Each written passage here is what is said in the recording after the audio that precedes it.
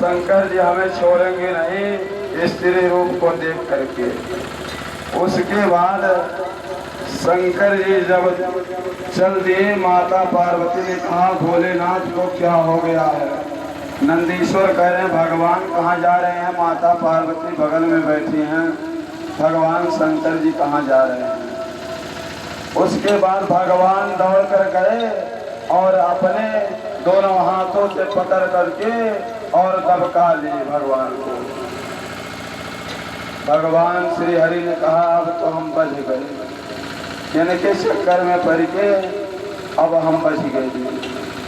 किसी तरह से हाथ को छुड़ाया और भागना शुरू कर दिए कि अब जान बचाएं। और भगवान शंकर वहां से दौड़ाना शुरू कर दिए। उसके बाद दौड़ते दौड़ते कुछ दूर निकल गए। भगवान शंकर जहां पकड़ते थे अपने अखबार में भर करके उस मोहनी रूप को, उसके बाद वहीं से शुरू हो गया सोना हो गया।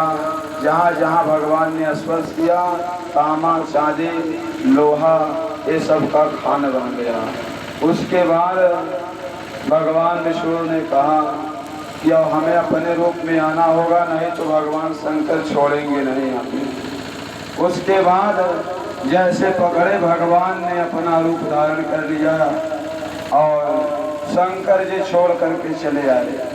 उनको लज्जा नहीं आई क्योंकि वह भी भगवान शंकर हैं, देवाधिदेव महादेव हैं।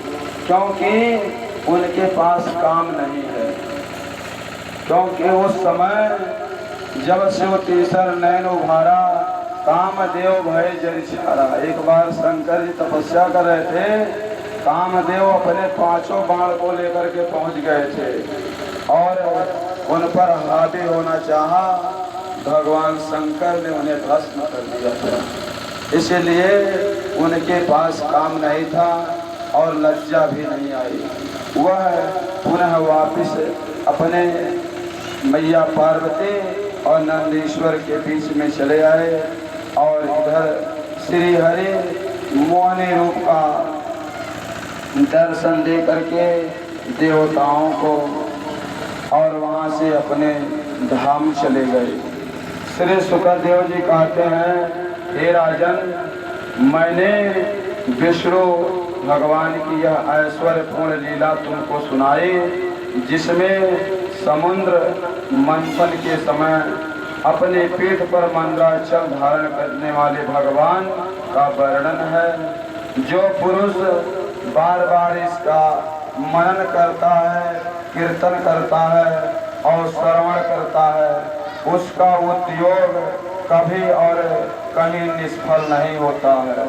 क्योंकि पवित्र कीर्ति भगवान के गुण और लीलाओं का गान संसार के समस्त कलेश और परिश्रम को मिटा देने वाला है। दुष्ट पुरुषों को भगवान चरण कमलों की प्राप्ति कभी नहीं हो सकती है। वो तो भक्ति भाव से युक्त पुरुष की प्राप्ति होती है। इससे उन्होंने स्त्री का मायामय रूप धारण करके दैत्यों को मोहित किया और अपने चरण कमलों के शरणागत देवताओं को समुद्र मंथन से निकले हुए अमृत का पान कराया। केवल उनकी बात नहीं, चाहे जो भी उनके चरण कमलों में अगर चला जाता है तो वह उसकी समस्त कामनाएं पूर्ण हो जाती है। मैंने उन प्रभु के चरण कमलों में नमस्कार करता हूँ। बोलिए वृंदावन बिहारी।